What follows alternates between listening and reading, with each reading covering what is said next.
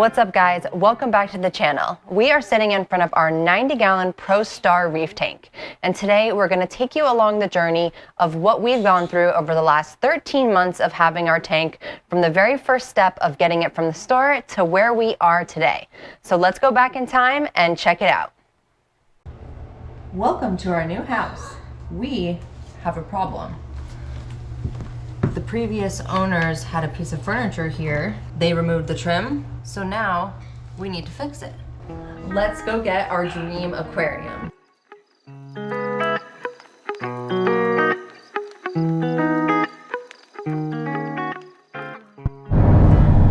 So we are on our way right now to the aquarium store to pick up our aquarium. It's about an hour and 20 minutes drive each way from our house. How are we feeling? Excited. We've been talking about getting an aquarium for years now, so we can't wait.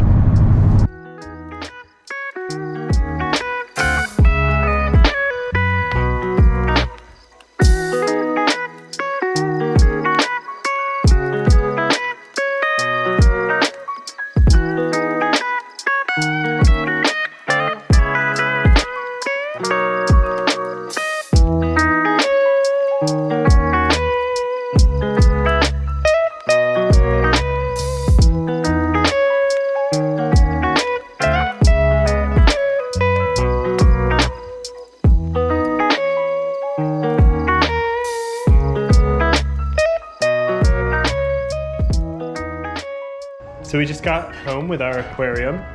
We brought the tank stand in right here. We're going to put the aquarium on top once we move this plumbing. And then we'll bring you along for the ride, for the setup.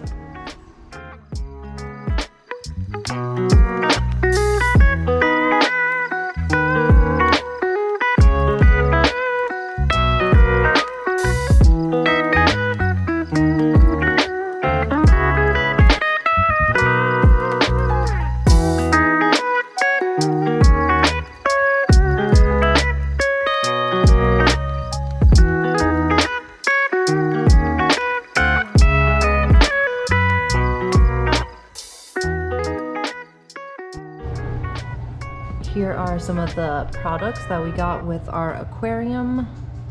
Protein skimmer, pumps, a light, which we're the most excited about.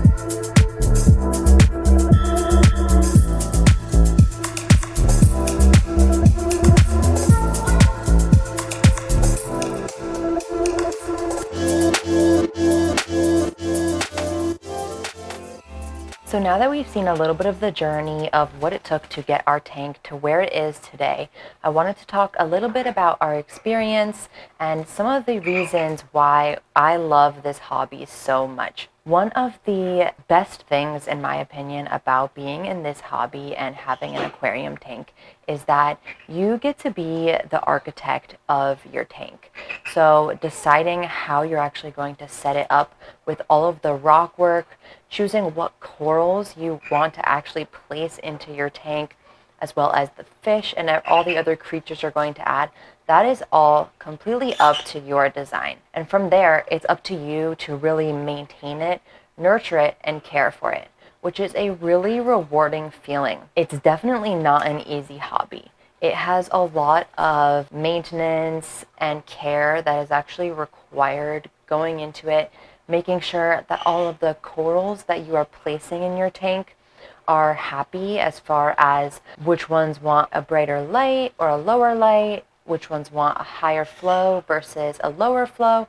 So really doing the correct research into where you're placing all of the corals is an important aspect too. Another thing that I didn't know about before getting into the hobby was something called coral warfare. So certain corals will get along better being placed next to each other than other corals, which is honestly so fascinating. That brings me to the other aspect that I love so much about this hobby, and that is the amount that it allows you to learn. It has been such a huge learning experience for me. I had no idea how corals behaved, and I think a lot of people don't actually realize that corals are actually alive, and so you have to feed them, and watching their feeding response is just super fascinating to witness.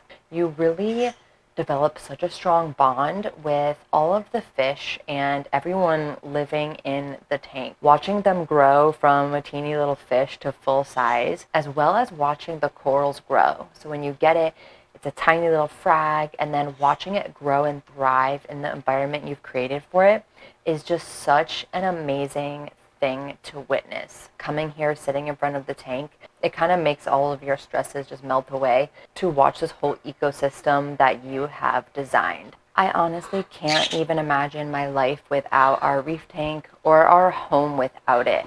The tank really feels like the heart of our home, and it really is so true.